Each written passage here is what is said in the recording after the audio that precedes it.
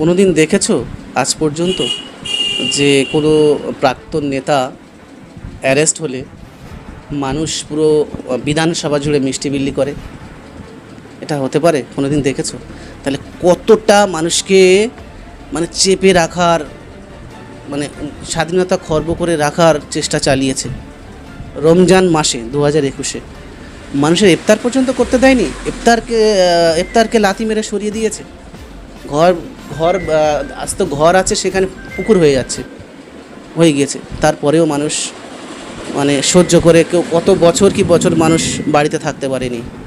তো সেই হিসাবে প্রথমে বলি, this is a huge news that Shaukat Molla was arrested because কোনোদিন দেখেছো আজ পর্যন্ত যে কোনো প্রাক্তন নেতা অ্যারেস্ট হলে মানুষ পুরো বিধানসভা জুড়ে মিষ্টি বিলি করে? এটা হতে পারে? কোনোদিন দেখেছো? তাহলে কতটা মানুষকে চেপে রাখার, স্বাধীনতা খর্ব করে রাখার চেষ্টা চালিয়েছে, কতটা পরিমাণ। তারপরে মানুষ এই মিষ্টি বিলি করছে আজকেরে। সরকার চলে গিয়েছে কবে, তাও মানুষ আতঙ্কে ছিল শওকত মোল্লাকে নিয়ে। কারণ ও স্বভাব ছিল এ দল থেকে ও দল, ও দল থেকে আবার মানুষ ভাবছে আবার বিজেপি আসলে কথা বললে, সেখানে ক্ষমতা পেলে আবার আমাদের উপরে অত্যাচার হতে পারে। মানুষ এখনও চুপ করেছিল, মানুষ ওর বিরুদ্ধে মুখ খুলতে পারছিল না।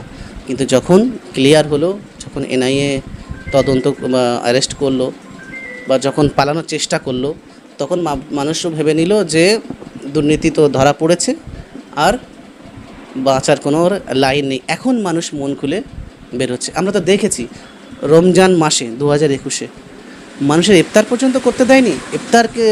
ইফতারকে লাথি মেরে সরিয়ে দিয়েছে।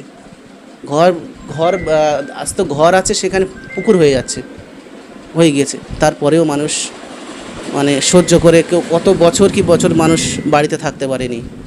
তো সেই হিসাবে my request to NIA,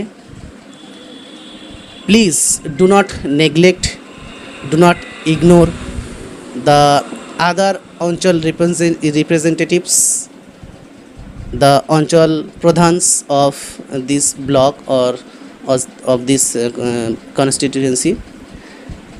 NIA should treat each Anchal Pradhans, each Anchal representatives equally, because they are the real culprits. They used to collect money for him and they used to send a share for him, and everybody should know, or everybody knows the matter. And আমি এদেরকে বলবো, জনগণকে বলবো, প্রত্যেক অঞ্চলবাসীকে বলবো, এই বিশেষ করে ক্যানিং পূর্ব বিধানসভার নারায়ণপুর সহ, যে আপনারা বার হন, আপনাদের এলাকায় যা যা দুর্নীতি হয়েছে তার বিরুদ্ধে আপনারা মিডিয়া করুন, আপনারা অভিযোগ জানান।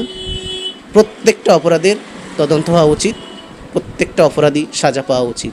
আমি সাধারণ মানুষের কাছে বলবো, আজ আইএসএফ ক্ষমতায় নেই, এখন কেন আপনারা কথা বলতে পারবেন না? যদি আইএসএফের মধ্যে কোনো দুর্নীতিবাজ নেতা থাকে, যদি আইএসএফ ক্ষমতায় আসে, তখন তো আর তাহলে এর বিরুদ্ধে কিছু বলতেই পারবেন না আপনারা। তো এখন সুযোগ আছে, এখন সেই সব নেতাগুলো যারা তোলাবাজি করছে, দুর্নীতি করছে, তাদের নিয়ে আপনারা আসুন, আমি আপনাদের সাথে প্রমাণ নিয়ে আসুন, আমি আপনাদের সাথে উপনেতৃত্বের কাছে যাব, তাদেরকে ছাঁটাই করব। এখানে 2 নম্বরই লোকের কোনো জায়গা হবে না। আর যদি কেউ 2 নম্বরই আগে ব্যাকগ্রাউন্ড থাকে, সেখানে আসার পরে সোজা হয়ে যাবে। তো আপনাদের কাছে অনুরোধ, আর সিপিএম বলুন, আর বিজেপি বলুন, আর টিএমসি বলুন, আর কাউকে সুযোগ দিয়ে হাত শক্ত করবেন না। আমরা এমন একজনের হাতটা শক্ত করতে চাই, যার পূর্বপুরুষ, যাকে বলা হয় এই সমাজ সংস্কারক, এই বাংলা সমাজের, বাংলা বিহার উড়িষ্যার সংস্কারক, তারই বংশধর, যার বিরুদ্ধে এখনও একটা দাগ নেই। তো তাকে আমরা হাত শক্ত করতে এগিয়ে আসি। ভবিষ্যতে যদি আমরা দেখি যে তিনি তার নীতি আদর্শের মধ্যে নেই, তাহলে ভবিষ্যতে আমরা যেখানে খুশি যাবেন, যে দল করবেন, আমরা আর কাউকে বিশ্বাস করব না। তার আগে তাকে একবার সুযোগ দেওয়া উচিত বলে আমি মনে করি।